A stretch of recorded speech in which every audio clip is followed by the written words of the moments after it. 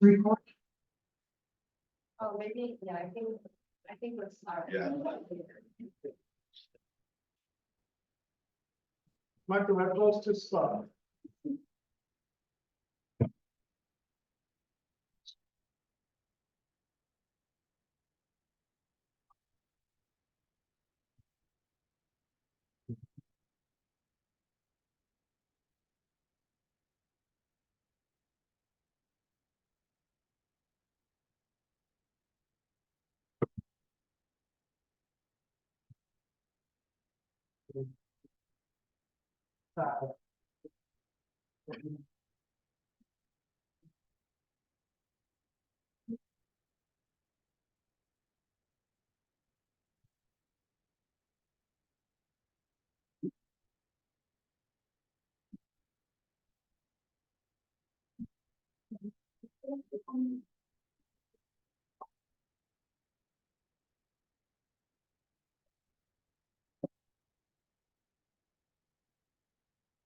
He said, going, so we have one.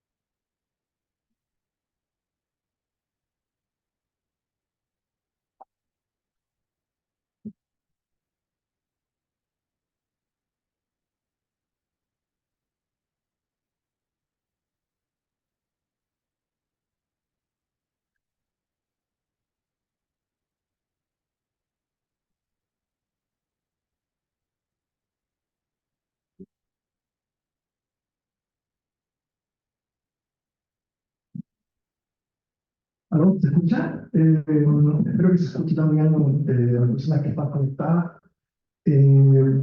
Vamos a iniciar esta conferencia a cargo del profesor Martin Oneill. Martin es profesor de filosofía política de la Universidad de York, en el Reino Unido. Voy a decir algunas palabras para presentar a Martin y su obra y la relevancia de su visita, y después voy a switch to English para darle la bienvenida a Martin y dejarle el espacio. Pero quiero decir brevemente algunas cosas sobre Martin porque es tan importante que esté con nosotros. Martin, como ya dije, es profesor de filosofía política en la Universidad de York, donde trabaja desde 2018. Martin tiene un pregrado en Politics, Economics and Philosophy en la Universidad de Oxford, y tiene también un MPhil en filosofía en la Universidad de Oxford, y estudió su doctorado en Harvard con Tim Scanlon. Martin se ha dedicado, también trabajó con Scanlon con el Parque. También se ha dedicado a trabajar en aspectos de lo que podríamos llamar filosofía política aplicada. De hecho, su exposición de ahora, la idea de la construcción comunitaria de riqueza, está en esa línea. Pero tiene una obra bastante importante en filosofía política, especialmente en concepciones de igualdad, libertad, responsabilidad y justicia social. Así que estamos muy contentos de que Martín pueda estar hoy día acá con nosotros. We'll switch to English now. Martin, thank you very much for being here. And we are very glad to have you here. So, please, everything is ready. The floor is yours. Wonderful. So muchas gracias, Claudio. Es un gran placer estar aquí hoy. Solo lamento que mi charla sea en inglés, porque mi español es una lástima. Espero que la próxima vez que visite pueda intentar hablar en español, pero not this time, sorry. But thank you for your patience with me. So what I want to do today is really to give quite an applied talk in political philosophy about the idea of community wealth building, which is an approach that oh my gosh, that's very loud, which is an approach that my co-author Joe Guyman and I explore in this cheap and readily available book, The Case for Community Wealth Building. And it's an approach to thinking about economic development and economic policy at the local level that I think is gaining quite a lot of ground, certainly in parts of Europe and parts of North America, in Australia and elsewhere. I'm here really more to learn than to do anything else. So I'll be very interested to hear whether the kinds of ideas that I describe, whether they have an equivalent in Chile, and whether there's anything in the way either the local authorities in Chile are thinking about economic policy or city governments, whether it fits in with things that might be familiar here. But hopefully that will make more sense after I've introduced this idea. Oh, aha, I need to turn this clicker on. So I'm going to, oh, right, this clicker.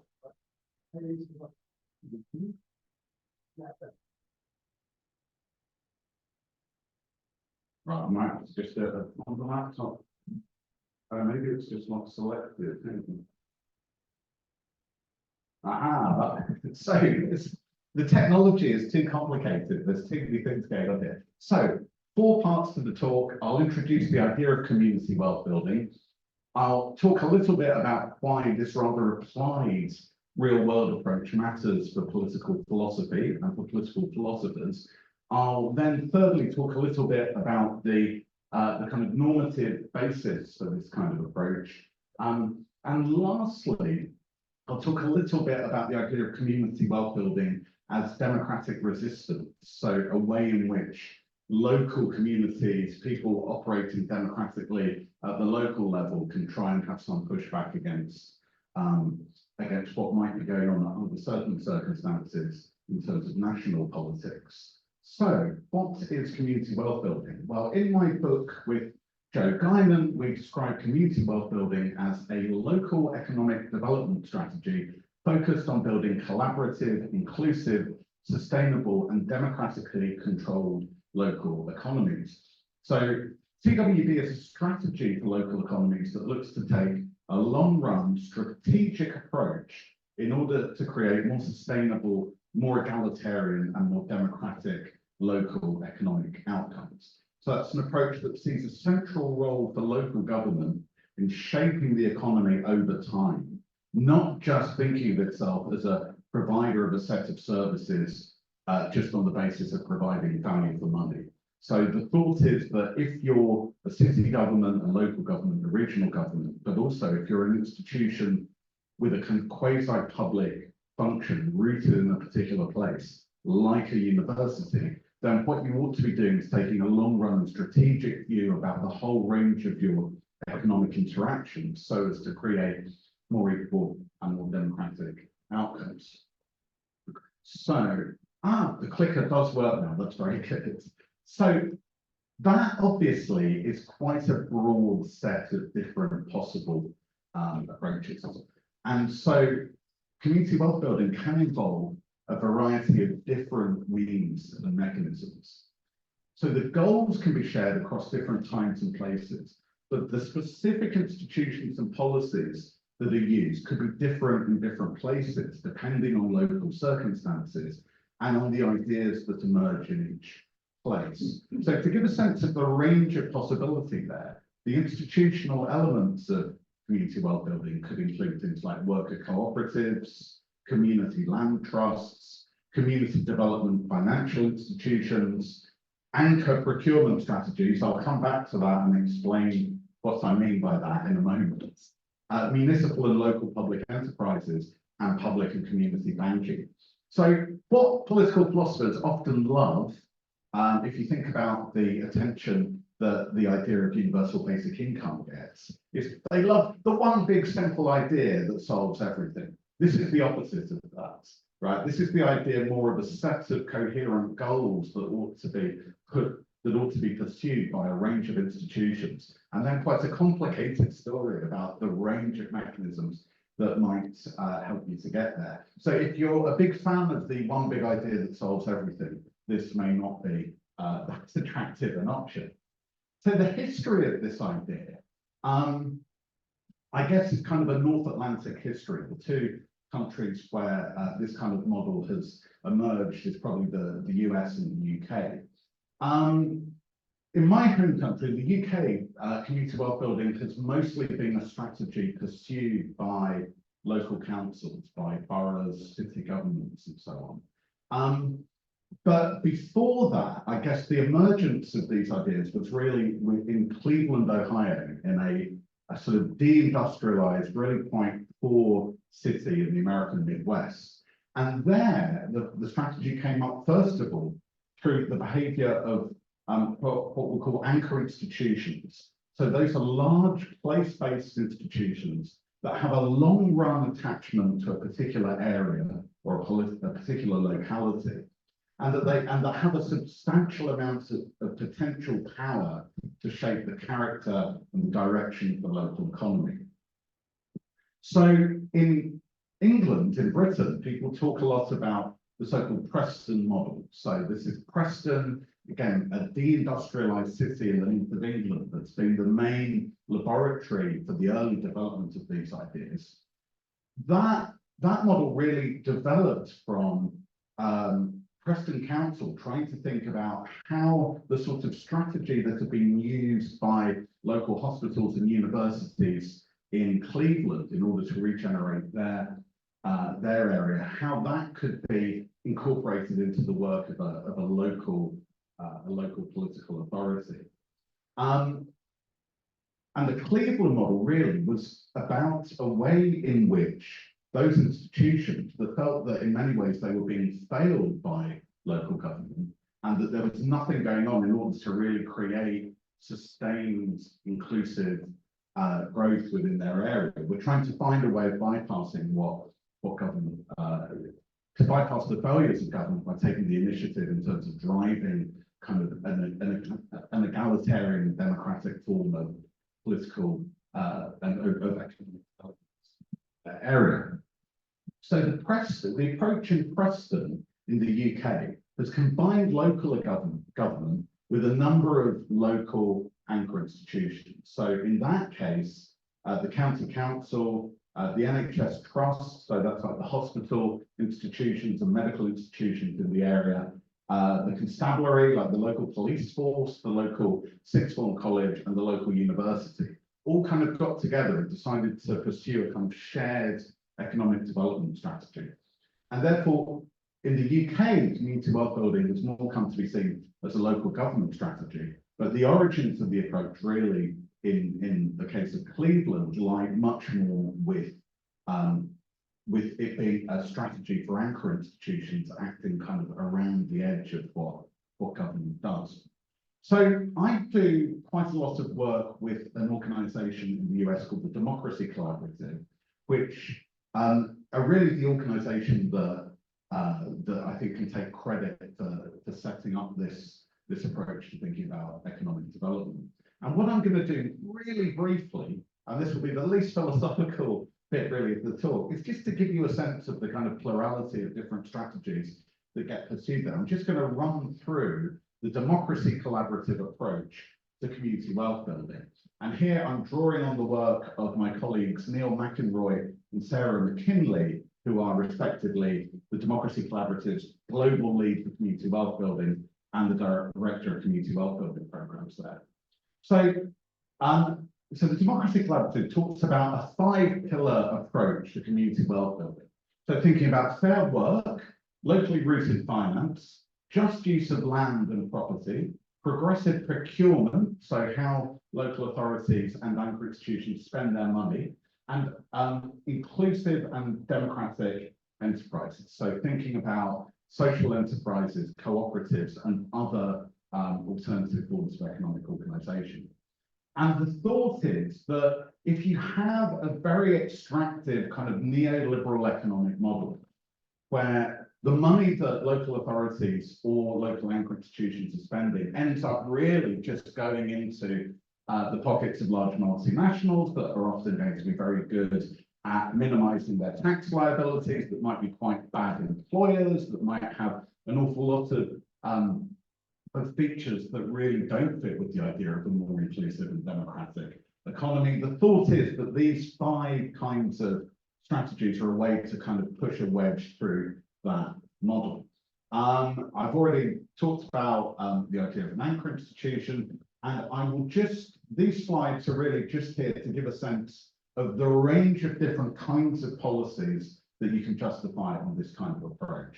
So that's the kinds of approaches that fall under the idea of fair work, the idea of trying to go for locally rooted finance, thinking about the just use of land and property, thinking about procurement spending, and then thinking about inclusive democratic forms of enterprise. So that's really just to give you a little bit of a sense of the range of institutional policies that I have in mind there. Now, why is this a talk in political philosophy? I think that might have been a thought that's with some of you already. So here's why I think this is philosophically interesting.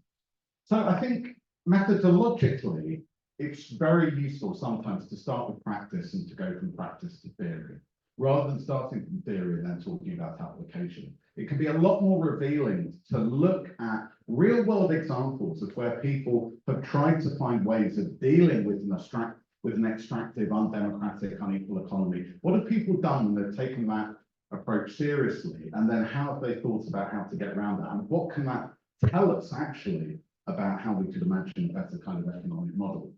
As my co-author, who is not a philosopher, but is someone involved with this very practically, said to me, he said, well, look, all of this clearly works in practice, but can we actually make it work in theory as well? Which hopefully we have in our book. But I think it's not just about interpretation either, but it's about trying to have a kind of dialogue between theory and practice. What I've found in kind of doing this sort of work is that when you talk to people who are involved day in, day out with this kind of like approach to economic development, they're very, very eager to talk about the values there, to talk about the conception of justice that they're aiming for. And they're very eager to kind of have those discussions, to think seriously about what actually the normative basis of this kind of work might be. There's no hostility at all to philosophy if the approach from philosophers is one of trying to have a constructive dialogue and not saying, right, I've derived this from the true Kantian theory of economic institutions is this, and this is what you ought to do. If you think of this more as a kind of a dialogue, as itself an egalitarian process, it's, I think, really interesting to see the kind of engagement and the kind of enthusiasm that one gets from actually talking about people who are involved in this in very practical ways. I think then there's a way in which philosophical work on this can help to elucidate and to clarify exactly what it is that's going on with these kinds of approaches. So I think in the early period of community wealth building, its proponents would often talk about repatriating the spend of like a local authority or a university or whatever it was, relocalizing it, getting back in their area. And that opened up, obviously, a line of criticism that said, well, look, this is just a form of localism or protectionism. It's just looking after your own. And actually, this is just going to be economically counterproductive, because if everyone does this, then you're just going to get an outcome, actually, where it's just a kind of beggar my neighbor process. But I think when you dig down into the normative basis of this kind of approach, it turns out that the localism is really instrumental for other kinds of desiderata. It's a way of accessing other kinds of valuable features that you're trying to aim for in economic development. So it's not an end in itself to spend locally per se, but that often local spending will be a proxy for other kinds of goods or values that you're going after. So think of the difference between if you're a university and all your catering is outsourced to Starbucks or to whoever it might be, as against a university that looks to work with local co-ops or local social enterprises or whatever it might be. What would drive the choice to do that will be some issues around sustainability, around job quality, about distributive outcomes, not the mere concern with localism per se, but localism as a way of achieving those other sorts of goods. It's also, I think, for philosophers, I think it's been a besetting problem of analytic political philosophy that we've often been writing about what states ought to do, as if we're somehow able to write work that just would be inputted into the minds of some sort of imagined benevolent philosopher king or philosopher queen, not thinking really that carefully about the different levels and points of governance within an economy, and not actually kind of reflexively thinking about our own role as citizens, kind of offering thoughts in a philosophical idiom that might themselves feed into a broader set of political discussions. So a centralist approach that only thinks about, the state in this very abstract way of state power in terms of a kind of centralist model loses sight of the way at which power gets exercised at lots of different points. And it can be, at the same time, it's a lot easier to try and influence change if philosophically you're thinking about the basis of justification for different kinds of economic policies at a level whether that's in a city or a regional level. And of course, it will be an internal recommendation of many views in political philosophy that there's something valuable in the exercise of power being less concentrated and more dispersed within society. Now, I was talking yesterday to Claudio, and I realized that in Chile, ideas of subsidiarity have a very particular and a very particular set of associations. So, which are probably different, I think, to the way that subsidiarity comes up in Catholic political thinking, and we are, after all, giving this talk underneath the cross. But I take it that in the Catholic model, that's a very different thought. But again, in the idea that there's something lost in terms of, the kind of relational egalitarian idea that actually what we care about in distributed terms is not only a distribution of access to goods, but also a distribution of power, and the thought that a very centralized distribution of power is going to be one that people will have good reasons to complain about. So I'm eager to learn more about Chilean thinking on these issues, and I realise your own political context is different to my one, but maybe that's something that could come up in the discussion. So I think, in a way, thinking about this, it's a form of non-ideal theory. Philosophers have recently turned, I think political philosophers have recently turned to trying to think more about non-ideal theory, but philosophers being philosophers, a lot of the outcome of this is people writing endless papers about 5 ways of making the distinction between ideal and non-ideal, or what even is it for something to be. But this is just trying to think about what it actually is to do it. Important as well, I think, to think about transition. So if you go back to the democracy collaborative model, the thought here is that this is a transitional strategy, right? That this is about trying to pursue a number of different kinds of approaches that, taken together, might have an effect of destabilizing the current economic model. So this is also an idea about economic and political transition. And intriguingly, I think you'll find lots as well, a number of political philosophers have been quite involved in this in a very practical way. Another co-author, Pat Williamson, spent 2 years running the Office of Community Wealth Building in Richmond, Virginia, where he just took a 2-year sabbatical from his work to do that. And Fab's work has been deeply informed by that kind of practical political experience. The last time I gave a talk in Chile, so I think Chile is somewhere where actually academics do seem to have a kind of come in and out of politics a lot. I gave a talk a number of years ago in Valparaiso, and I realized that my 2 commentators on that occasion are now the Chilean ambassador to the OECD and the Minister for Energy. So this is definitely a society in which there's more, where there's a tradition of movement between academic debates and thinking about practical politics. So the more philosophical part, what is the core values-based justification of this kind of approach? Well, the core argument of our book is that plurality of strategies, and I've gestured at the complexity of the idea here and the range of different kinds of policies that can fall under this. This is all about leveraging existing institutional power to create more egalitarian and more democratic local economies. So part of the argument of the book with Joe Guyman is that those 2 goals, the egalitarian goal and the democratic goal, have a kind of close mutual relation with one another. So on the one hand, this is really the kind of core normative argument of our book.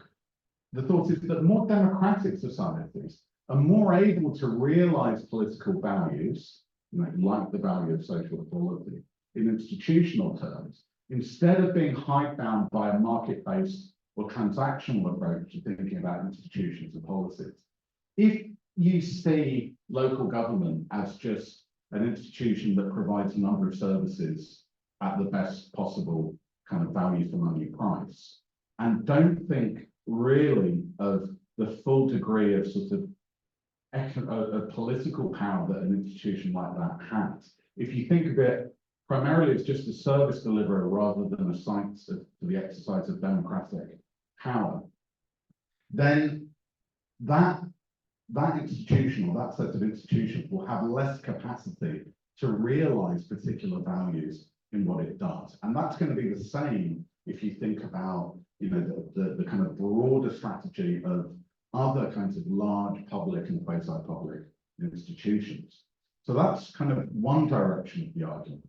The other direction of the argument says that more egalitarian societies will, on the whole, kind of be able to realize a more collaborative, open, vibrant, democratic culture. And hence, they're going to be better at solving collective problems and at guaranteeing the status and dignity of all their citizens. So the thought is that just as you're more able to pursue egalitarian outcomes under conditions when you think more imaginatively about the democratic power of different institutions, so too, the kind of outcome of having, a more equal and more democratic economic sphere is part of the kind of background there to thinking about the preconditions for a more flourishing democratic culture. So that really, I suppose, is, we're pointing there towards quite a familiar line of argument in the history of political philosophy that's there in John Stuart Mill or in Carol Pateman's work in Participation. And the thought being that if you think about the democratic sphere as just being about elections, if you think of it as being hived off from the rest of economic life, then you're going to create a very attenuated democratic culture that's not actually going to create the kind of preconditions for genuinely working through kind of values and policies in a collective and constructive way. So this approach in philosophical terms, I think, has got a number of different kinds of connections to particular different sorts of histories in philosophical thinking and in kind of practical politics. So I think it absolutely fits with the kind of the rejection of, if you like, recipient-oriented ways of thinking about distributive justice, of the kind that have been critiqued by Iris Marion Young or by Rainer Forst, where they've argued for a more kind of emancipatory conception of what it is to care about social justice. Not that you're just trying to create a particular kind of distribution for people, but that thinking seriously about social justice is rather about trying to create the social conditions actually for the kind of active engagement of people as citizens and as equals with one another. It's also, I think, in terms of various kinds of European traditions, I'd be very interested to know if there are perhaps Chilean connections here as well. I think it's about, in part, recovering an older tradition of municipal socialism. So, I mean, some of the exemplars that advocates of community wealth building point to include, some of the various kind of socialist administrations you had in US Midwestern cities in the early 20th century, thinking about the kind of city government that you had in Vienna in the interwar period, thinking as well about, in my own country, there's a very interesting history of a kind of radical local government in London, in particular, both in the kind of pre-Second World War era and then in the 70s and 80s until Mrs. Thatcher was so unimpressed by the egalitarian radical democratic politics of the Greater London Council that she abolished that entire level of government in London. London had no citywide government between the mid-80s and the very early 2000s.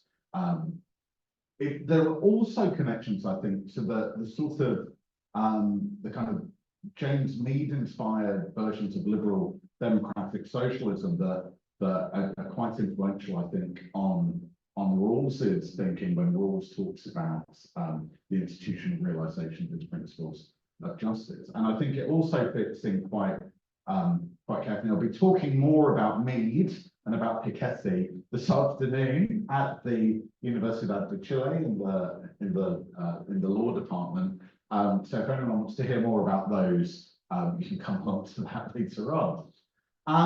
But I think there's three ways then of thinking about this sort of approach. So the dreaded word that I'm told has bad valences in Chile, there's certainly an idea there of subsidiarity and local integration in the pursuit of social justice. The idea that local community wealth building strategies can be integrated with state level policies for delivering more just outcomes. And in fact, it can be an important aspect of overall political strategies to deliver social justice if you think about, as it were, a kind of coherence model that says that part of what it might be to have a more egalitarian economic settlement might be to devolve some power to kind of lower and more local units.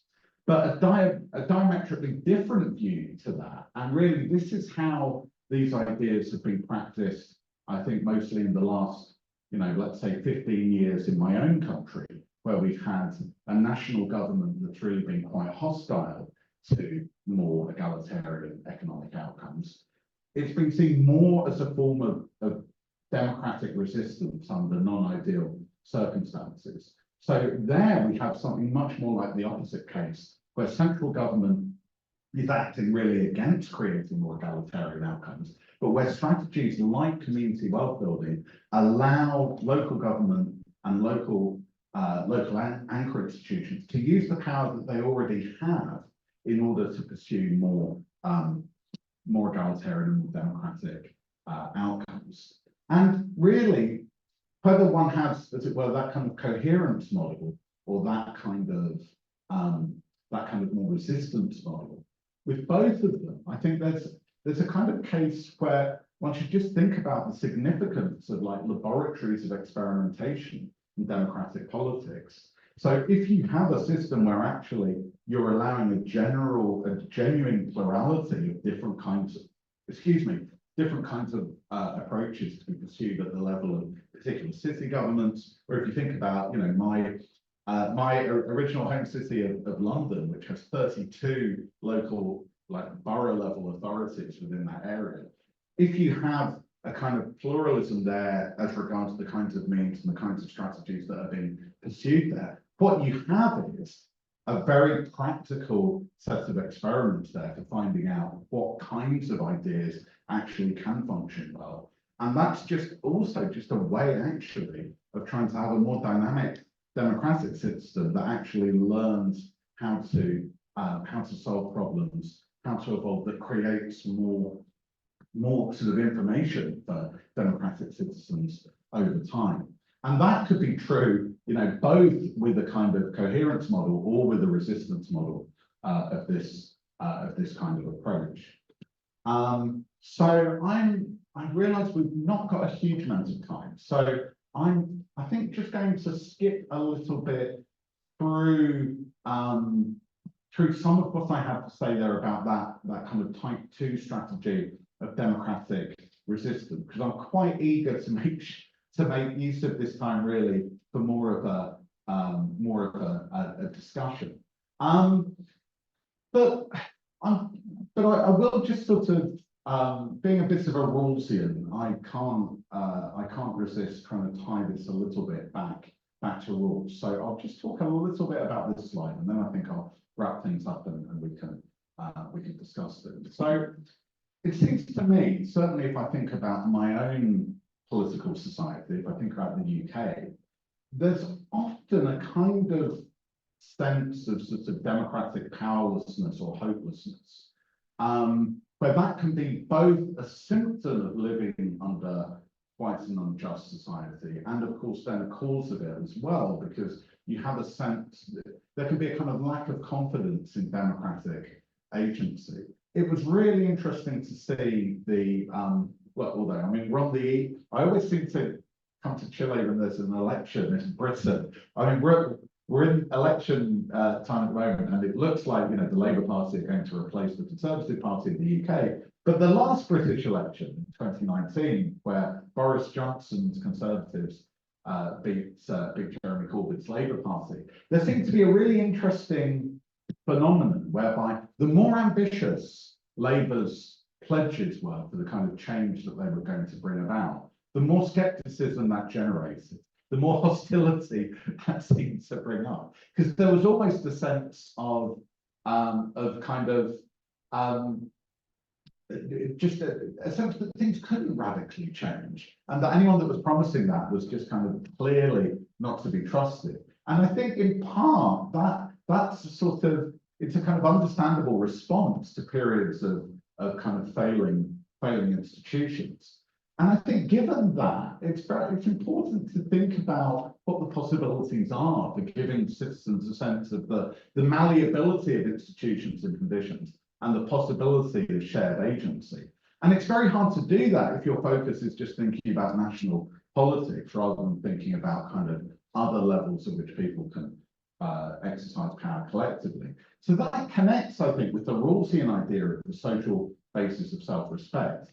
As Rawls puts it, those aspects of basic institutions normally essential if citizens are to have a lively sense of their worth as persons and to have the confidence and the ability to advance their ends with self-confidence.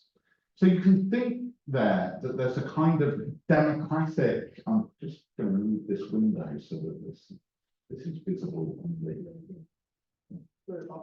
yeah, there we go. You can think that there's a kind of democratic analogue of that Rawlsian idea, an idea of sort of democratic self-respect. So quasi-public institutions such as universities then can have a role in pushing back against that sense of fatalism or powerlessness that can be so inimical to the kind of well-functioning political. So maybe the first line, the left line. Oh, side, yeah.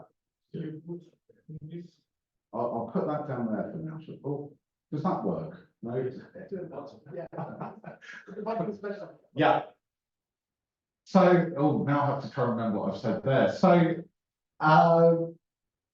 So very often, you know, well, I don't know if this is true in Chile, but in the UK, universities will talk about their contribution to local GDP. They'll talk about, you know, what they're adding to the economy, but they won't maybe talk as much as they could do about what they're doing in terms of helping to generate a sense of democratic agency or democratic possibility. So under really non-ideal conditions, we need our shared institutions to step up in terms of their broader social and political role. And that picture of the role of anchor institutions in community wealth building, I think, gives a sense of what might be possible.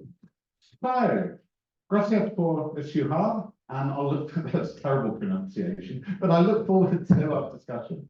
So thanks very much indeed. Thank you, Martin. Thank you, Martin. Bueno, tenemos un tiempo para preguntas. Martin, ¿sí? Voy a estar también recibiendo las preguntas por chat de las personas que están conectadas remotamente. Así que, pero parto por acá. ¿Quiere partir con alguna pregunta? Voy a tratar de hacer o traducir si quieren, si no pueden preguntar directamente a Martín y si no hago la traducción. Quería preguntar, voy a ahondar en el concepto de ancla y de institución, ¿no? ¿Cuál es ese rol de figura simbólica en ancla con las instituciones dentro del concepto global de la riqueza comunitaria? Si pudieran dar un poquito más en ese concepto. People can go deeply in the idea of anchor institution, but particularly the idea of anchor with the complete model of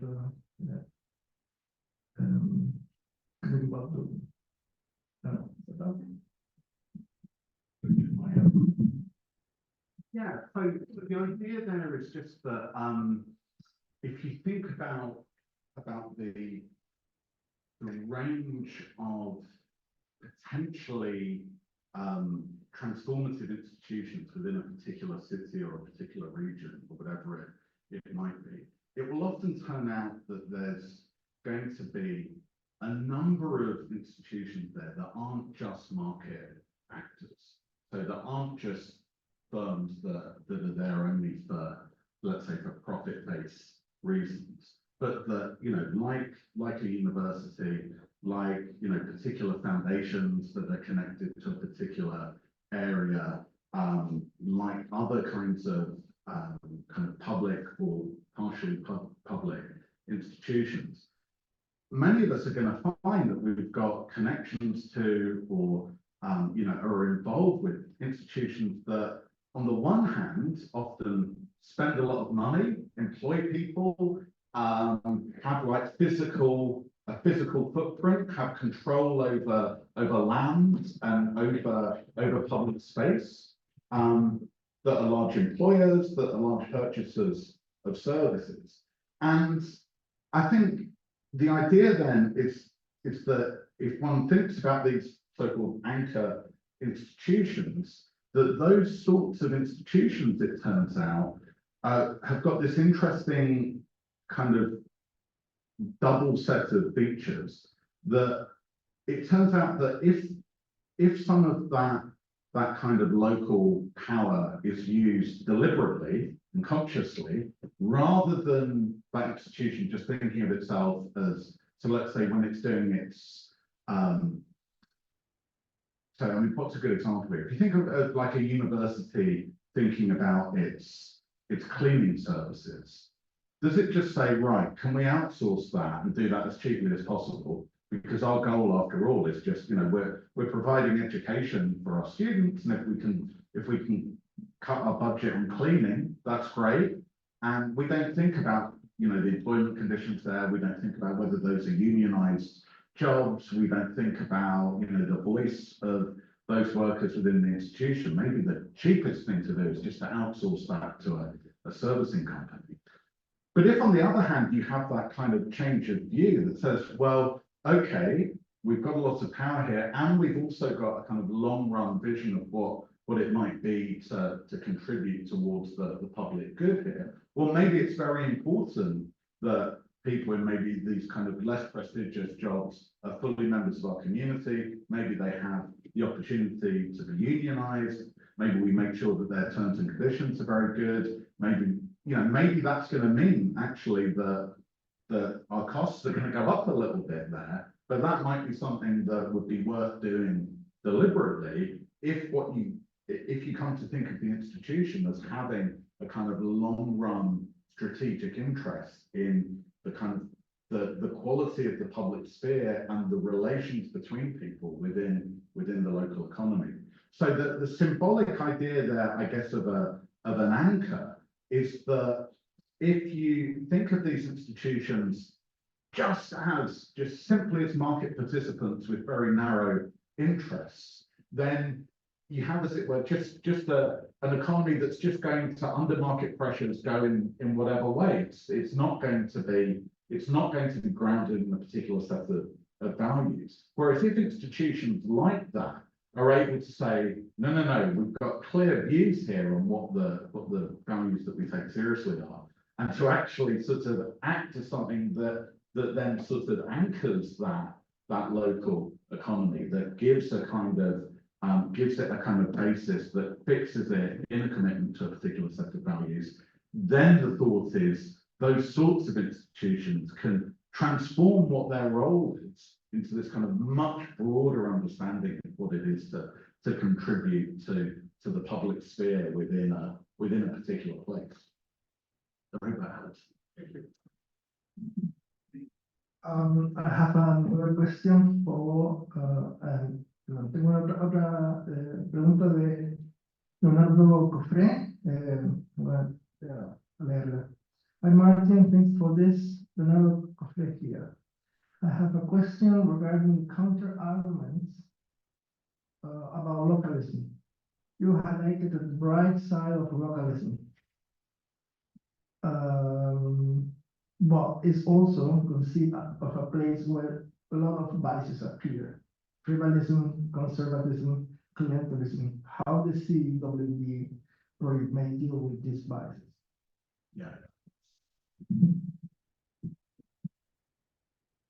Yeah, I think that's a very I don't know who to talk to, but it's on Zoom.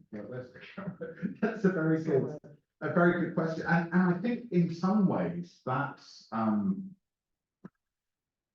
I think the answer to that looks very different. I think whether one's taking that kind of the sort of integrated coherence kind of approach as against seeing community wealth building as a form of pushback against sort of central government policy. So I think if what one's thinking about as having a framework for community wealth building that's embedded within a broader set of policies that, let's say, a national government develops, then what you can, of course, do there is look to have procedures in place for kind of checking on, you know, how it is that, you know, that local authorities, for example, actually are kind of pursuing a clearly, you know, an agenda that's clearly in the public interest as conceived within a particular kind of conception of what that is, rather than just using their sort of discretion as a form of clientelism or looking after their, you know, their sort of favourite people or whoever it might be. Now, some of that can just really sort of be done through the kind of standard forms of oversight and audit that you get with any kind of public policy. But what that means is that if you, let's say, if you think about the procurement of a local authority, do you write the kind of call for tenders there that just talks about value for money, or do you talk about making sure that there's employee voice? Do you talk about like the quality of jobs that are going to get created, the kind of investment that goes into skills there, the importance of unionisation, etc., etc. So there are ways, I think, of building into like formal forms of public procurement that, like anything else, then are open to oversight and audit. Just a broader set of social values rather than just thinking of those as kind of purely economic transactions. But I mean, I think at the same time, it's important to acknowledge the risk that that when you give more discretion to people, when you actually think that it's important that there's more conscious pursuit of particular kinds of values in the exercise of decision making, whether at the level of local authorities or at the level of institutions like universities, that does carry a risk that does, because it pulls some power down to a more local level. That means there are more points at which power could come to get abused. But as it were, that's a perennial problem of democracy. And I think one has to think that you know, a good response to that is just to ensure there's openness, to ensure that there's kind of good information there, that there are venues for contestation and public debate. Because you can't, I think, close off the possibility of democratic agency just because it could, under some circumstances, lead to bad outcomes. Because the alternative to that is not, as it were, some unproblematic magical alternative that gets rid of those problems. It's just often to push forms of bureaucratic discretion up into sort of positions in more centralized hierarchies where a lot of those same problems are there, and often the forms of contestation might be even harder. So I'm very sympathetic with the worry that, as Rawls says at one point, we should compare, you know, like with like. It should be the real world version of the system we endorse as against the real world version of the current system. Or we can compare ideals with ideals. What we mustn't do is compare one ideal with another reality. But I think as long as we're quite clear-eyed about doing that, then I think really those are the kinds of problems that are just pervasive problems that, you know, whether it's more democratic or more bureaucratic forms of decision making. I have a question. So at the beginning, thank you very much for the talk. At the beginning of the talk, you made a theoretical distinction between UBI and this view. So I understood that UBI was like one big idea, whereas this had many implications. But do you see this as something that would be exclusionary to UBI, or do you think that they can coexist? Yeah, so I'll talk a little bit more about UBI this afternoon at the other university if anyone wants to go. I don't think they're exclusionary. So I was just poking fun a little bit at UBI there, in that it's striking, I think, how often sometimes almost contradictory arguments are made for this one very simple policy, where the attraction of it often seems to be the very simplicity of the policy, and where I guess there's a big difference between two different ways in which people argue for UBI.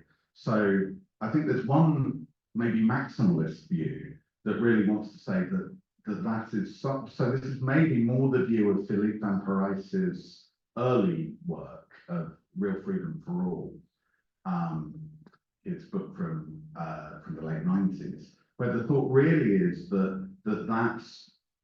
that's overwhelmingly the kind of the most powerful approach that we have in public policy, and that that very often that's, you know, that we should look for the UBI to be at the highest possible level, and where you know, a very general argument about a particular conception of freedom drives that as really the kind of centerpiece of a different economic system. So there's that kind of view, as against a view that's much more, you know, rather than maximalist, that's pluralist, and that says, well, look, a UBI at some kind of level might be a justifiable part of a broader set of institutions designed to bring about a more just settlement. I think I wouldn't necessarily have much of an argument against proponents of that.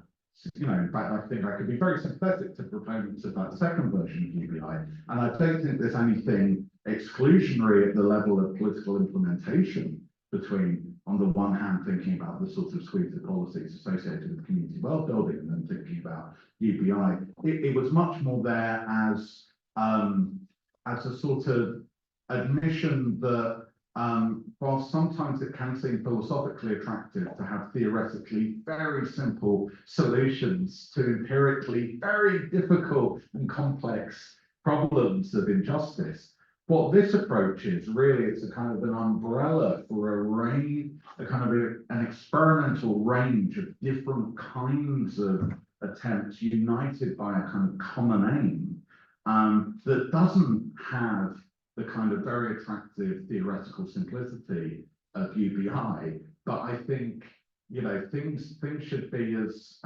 simple as they can be, but they shouldn't be more simple than that. I think having that complexity, given the complexity of some of the forms of injustice that one might be looking to address, I think that's just the cost of trying to be responsive to the world as it is.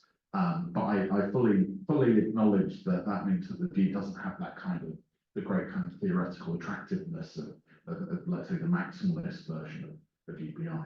Although in fairness to Philippe Van Parijs, of course, he no longer, I think, advocates the maximalist version. He's much more of a pluralist. Well, yeah. So the basic income book from 4 or 5 years ago with Yannick van der Bloot is much more pluralist. It's much more sort of maximalist view, I think. Thank you.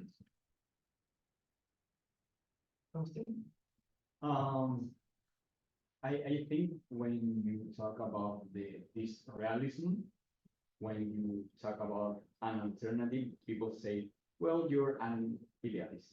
And it happens to be that people have lost their capacity to dream alternatives.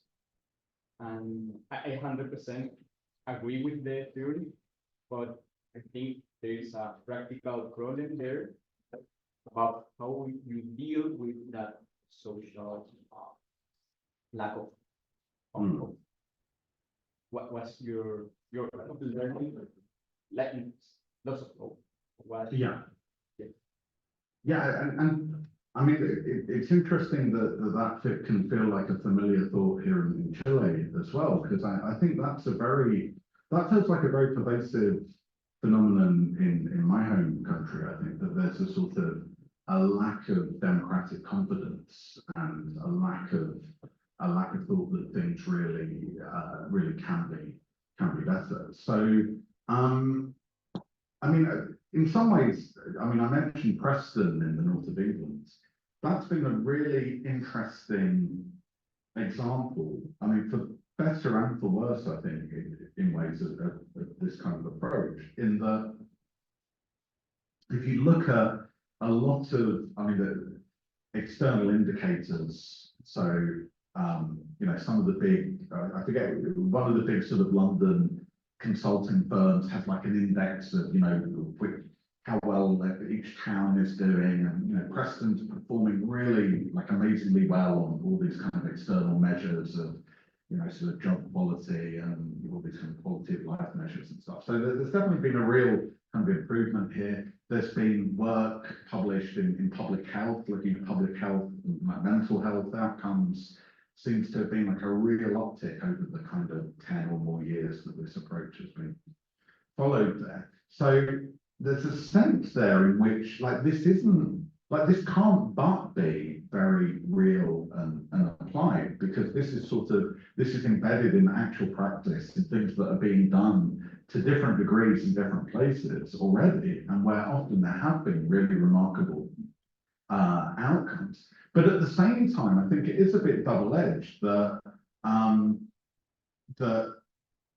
the story really in Preston has been, I think, some incredibly visionary and enthusiastic and relentlessly hardworking local councillors, including the council leader, Matthew Brown, who've really got a vision and have sort of stuck with it.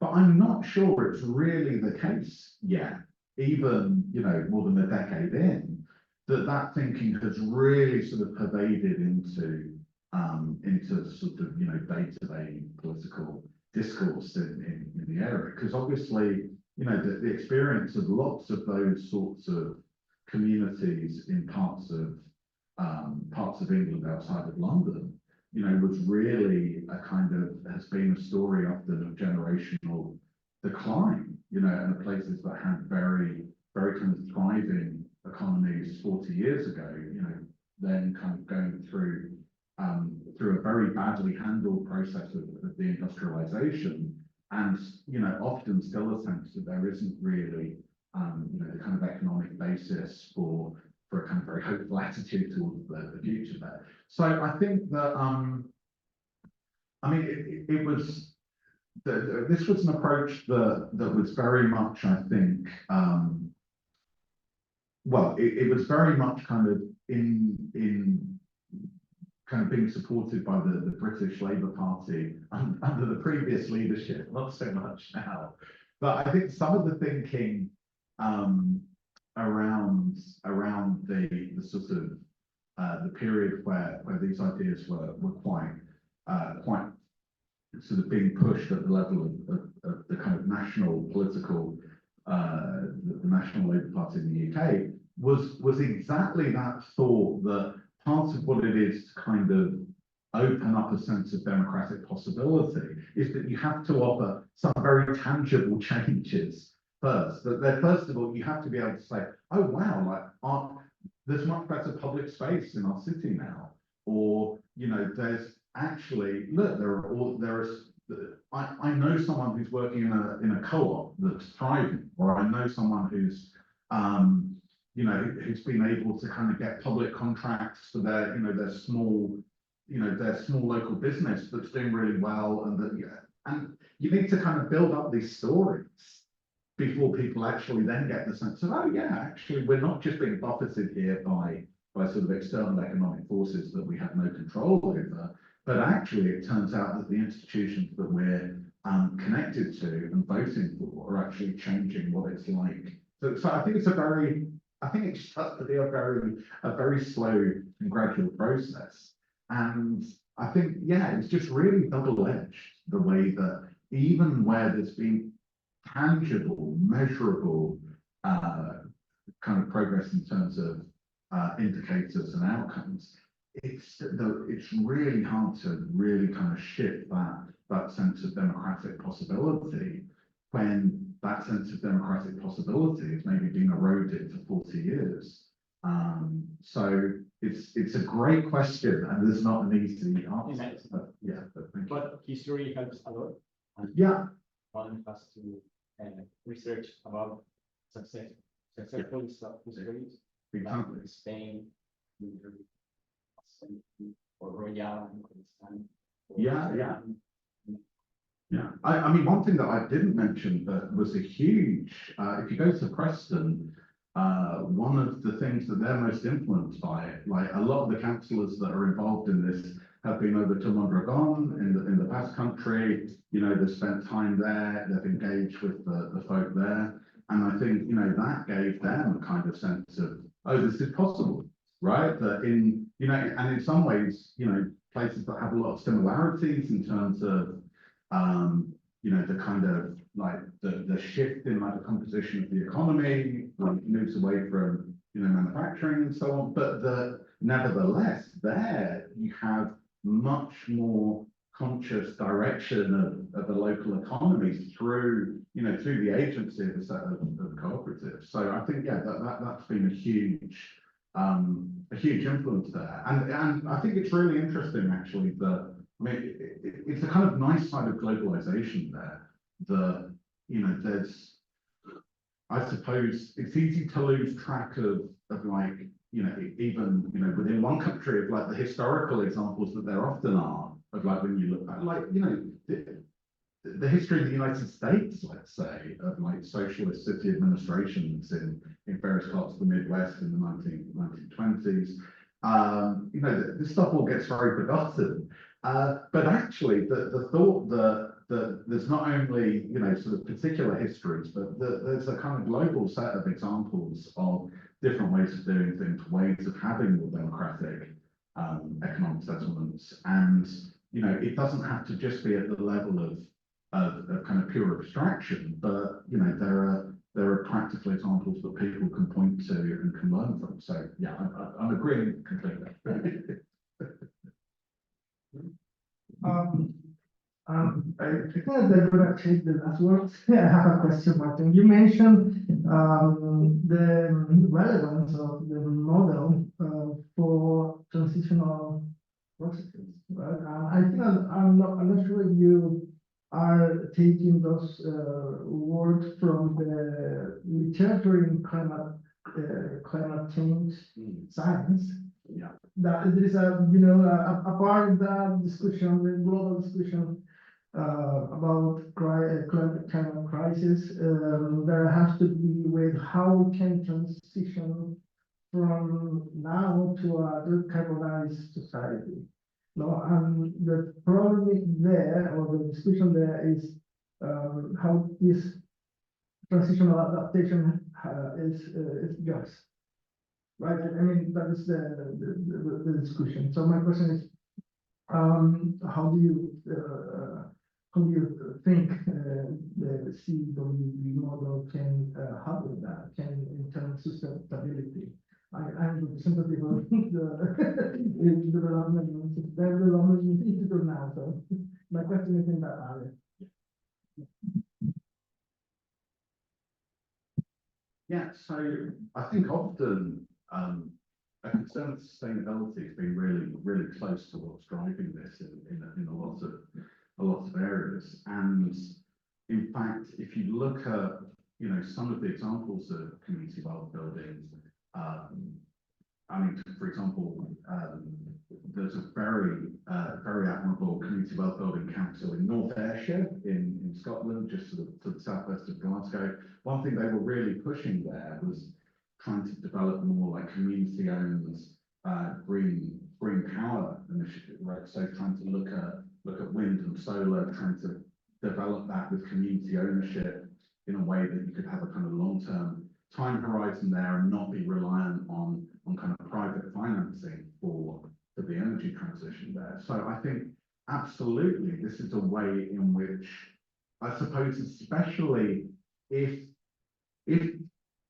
a local area, if a city or a region or a set of anchor institutions are really conscious of a sense of frustration that the kind of the decarbonisation transition isn't going quick enough, that maybe what's happening at the level of their national government is just sort of deeply disappointing, and they want to kind of think about how they can sort of shift towards a more sort of sustainable model. Then I think this framework gives you exactly a way of thinking about how you can sort of practically start to do that, and how the kind of there's such a gap, as it were, between the choices you can make as one consumer, or then just someone voting in the national election.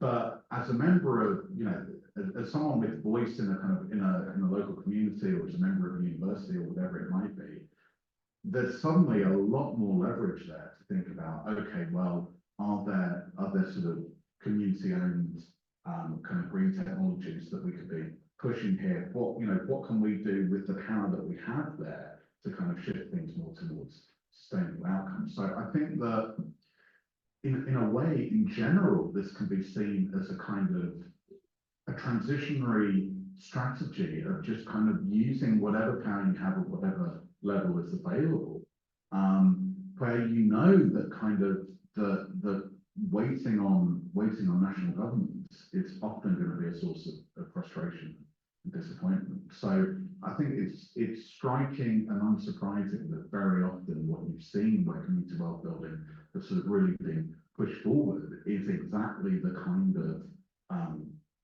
kind of shift towards kind of more sustainable sets of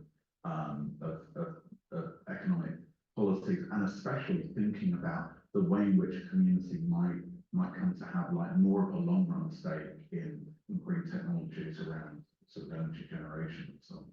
So I think it fits very well in that. Thank you. Gracias a todos por venir. Yo creo que nos vamos a Martín para terminar.